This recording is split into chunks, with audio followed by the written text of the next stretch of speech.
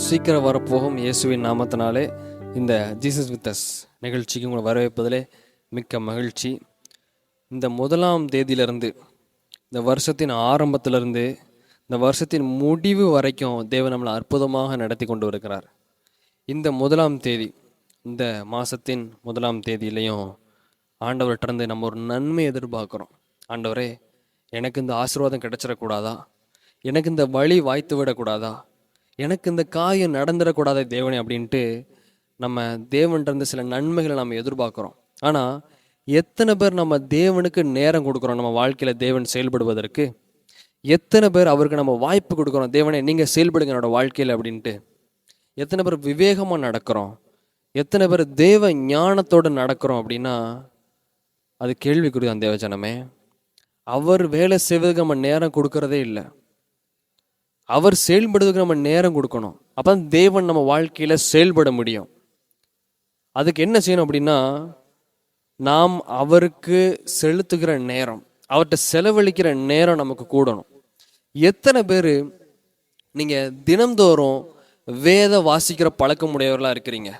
நான் வேதம் வாசிக்கிறேன், நான் பைபிள் எடுத்து டெய்லி வாசிக்கிறேன், டெய்லி ஒரு அதிகாரம் வாசிக்கிறேன், டெய்லி இத்தனை அதிகாரம் வாசிக்கிறேன் அப்படின்னு சொல்லிட்டு எத்தனை பேர் தினந்தோறும் வேத வாசிக்கிற பழக்கம் உடையவர்களாக இருக்கிறீங்க? இப்படி தினந்தோறும் எனக்கு ஒரு அதிகாரம் கூட வாசிக்க முடியல அப்படின்னா உங்களை ஏன் ஆண்டவர் ஆசீர்வதிக்கணும்? என்னால் ஒரு அதிகாரம் கூட டெய்லி வாசிக்க முடியாது, ஆனால் நான் வேலையை கரெக்டாக பார்த்துருவேன். இந்த உலக எஜமானுக்கு நான் பெர்ஃபெக்டாக என்னோட டார்கெட்டை நான் முடிச்சு கொடுத்துருவேன். நான் இவ்வளோ சம்பாரிச்சு அவங்களுக்கு கொடுத்துருவேன். ஆனால் நான் தேவனுக்குரிய காரியத்தில் நான் வசனம் வாசிக்கிறதா இருக்கட்டும், தேவன்கிட்ட போய் ஜெபிக்கிற காரியமாக இருக்கட்டும், இதில் நான் முக்கியத்துவம் கொடுக்காம என்னைக்காச்சும் எனக்கு இஷ்டம் இருந்தால் நான் ஜெபம் பண்ணுவேன். என்னைக்கு எனக்கு வேதம் வாசிக்கணும்னு தோணுதோ, என்னைக்கு எனக்கு கஷ்டமாக இருக்குன்னு தோணுதோ, இல்லை என்னைக்கு நான் சும்மா இருக்கேன்னு தோணுதோ, அப்போ எடுத்து நான் பைபிள் வாசிப்பேன்.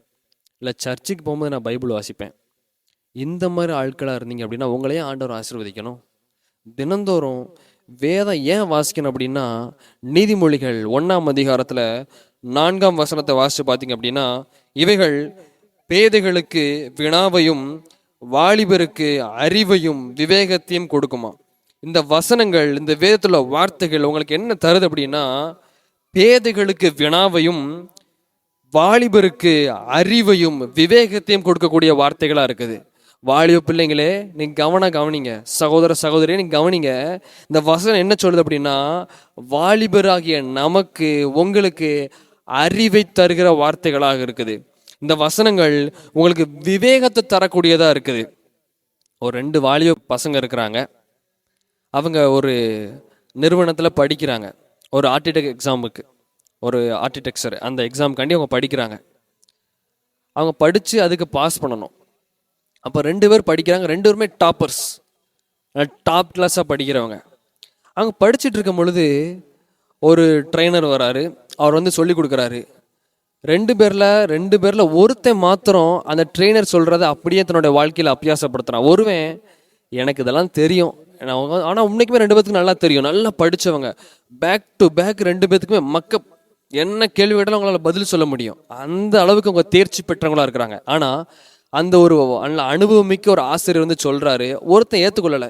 எனக்கு எல்லாம் தெரியுங்க, இந்த விஷயம் தானே, இதை நான் எத்தனை வாட்டி இந்த எக்ஸாம் எழுதியிருக்கிறேன், இந்த டெஸ்ட் பேப்பர் எனக்கு எல்லாம் தெரியும் அப்படின்னு சொல்லிட்டு அவன் ஒரு மேதமையிலையும் அவர் சொல்றதை கேட்காம ஒரு மெத்தனத்துல இருந்துடுறான். ஆனால் இன்னொருத்தன் என்ன பண்றான், அவர் சொல்றதை கேட்குறான், அவர் சொல்ற மாதிரியே அதை பயிற்சி பண்றான். அப்படி பயிற்சி பண்ணி காலங்கள் செல்லுது. பரீட்சைக்கான நாளும் வருது. அன்னைக்கு அவங்களுக்கு பரீட்சை எழுதணும். 2 பேரும் எழுதுறாங்க. நிறைய பேர் எழுத போகிறாங்க. அவங்க 2 பேரும் குறிப்பாக போகிறாங்க. இப்போ எழுதும் போது ரிசல்ட் வருது. அதுக்கப்புறம் ஒருத்தன் ஃபெயில் ஆயிடுறான், ஒருத்தன் பாஸ் ஆயிடுறான். எப்படி அப்படின்னு பார்த்தீங்கன்னா, இந்த வகுப்பறையில் உள்ள இந்த பயிற்சியாளர் சொல்லி கொடுத்ததை கேட்டு நடந்தவன் பாஸ் ஆயிடுறான். எப்படி நடந்துச்சு அப்படின்னா, நேரத்தை எப்படி பயன்படுத்தணும், எந்த பென்சில் வச்சு எந்த ஷேடு கொடுக்கணும், எப்படி அவனோட தலைப்பு எழுதணும், எப்படி அதுக்கு குறிப்புகள் எழுதணும் அப்படின்னு சொல்லி இவர் விளக்கமாக தன்னோட அனுபவத்திலேருந்து எடுத்து சொல்கிறாரு.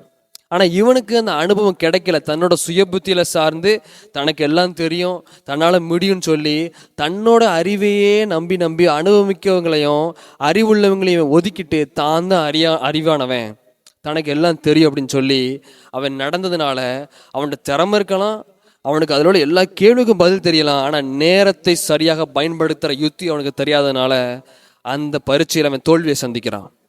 தேவஜனமே, நம்முடைய வாழ்க்கையில் அப்படிதான்.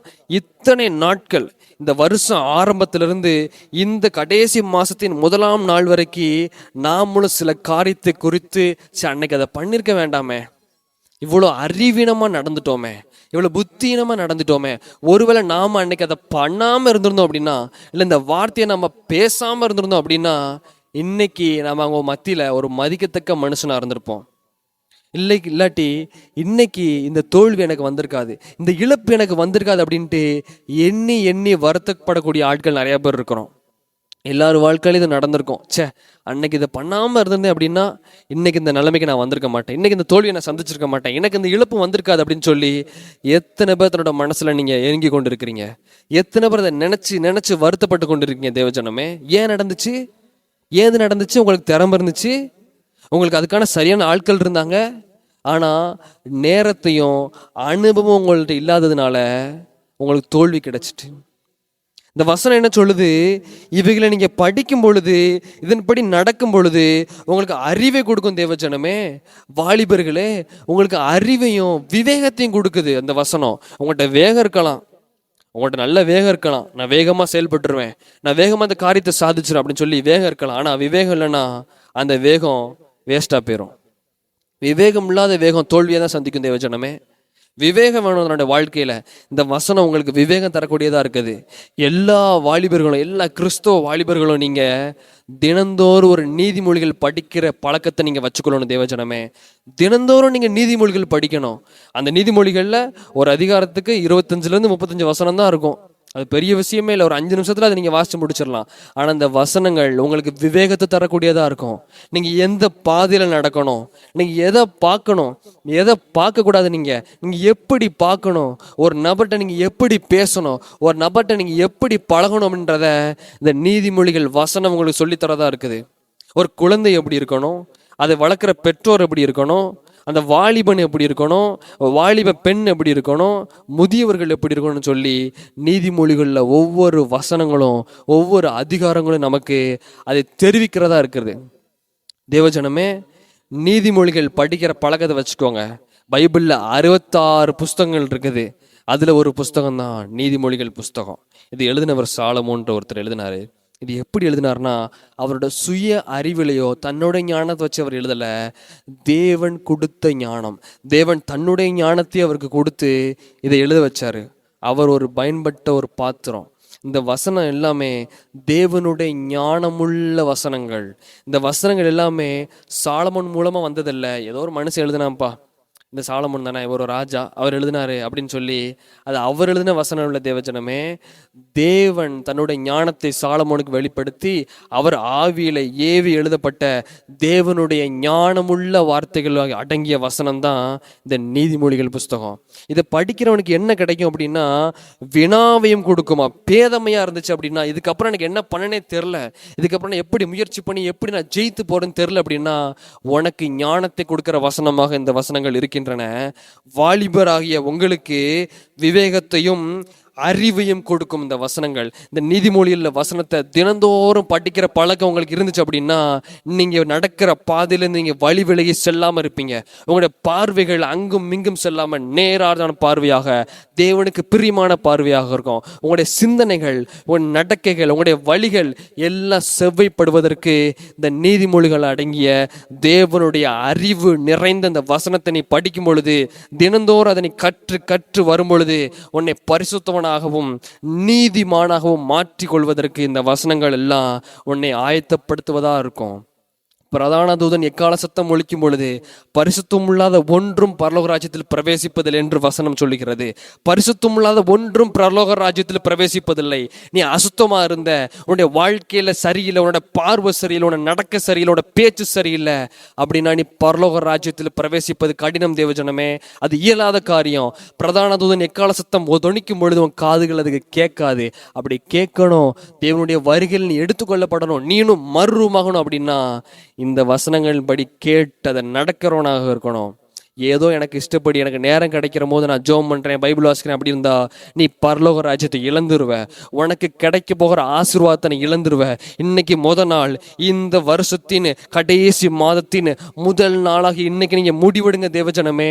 நான் இன்னிலிருந்து ஒவ்வொரு நீதிமொழிகள் அதிகாரத்தை நான் படிப்பேன். 31 அதிகாரம் இருக்குது.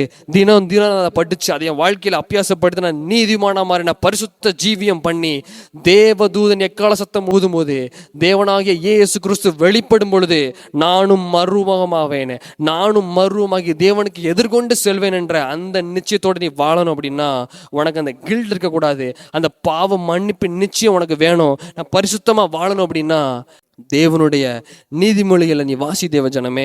இதில் ஒவ்வொரு வார்த்தைகளும் நடக்கையை சீர்படுத்தும், உன் பார்வையை சீர்படுத்தும். உன் நண்பனை நீ எப்படி தெரிந்து கொள்ளணும், அவன்கிட்ட நீ எப்படி பேசணும், எப்படி நீ தொழில் செய்யணும், எப்படி நீ உண்மையாக இருக்கணும், எது தேவனுக்கு பிரியம், அம்மா அப்பாவை நீ எப்படி கனம் பண்ணணும், உன் தகப்பன் உன் தாயை எப்படி நீ மதிக்கணும், உன் தகப்பன் தாயை எப்படி நீ கனம் பண்ணணும், உன்னுடைய தேவனை நீ எப்படி மரியாதை செலுத்தணும், தேவனுக்கு பயப்படுகிற பயனா என்ன, எல்லாவற்றையும் சொல்லி கொடுக்குற அதிகாரங்கள் அடங்கிய வசனங்கள் அடங்கிய புத்தகம்தான் இந்த நீதிமொழிகள் புஸ்தகம்.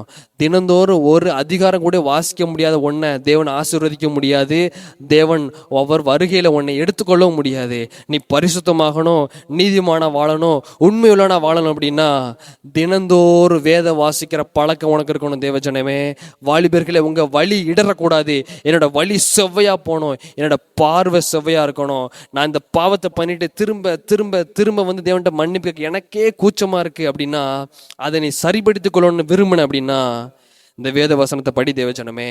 இவைகள் உனக்கு அறிவை கொடுக்கும், விவேகத்தை கொடுக்கும், பேதையான உனக்கு நல்ல வினாவான ஞானத்தை கொடுத்து உன்னை நடத்துகிற வசனமாக இருக்கும் தேவஜனம். இன்னைக்கு முடிவெடுங்க தேவமே.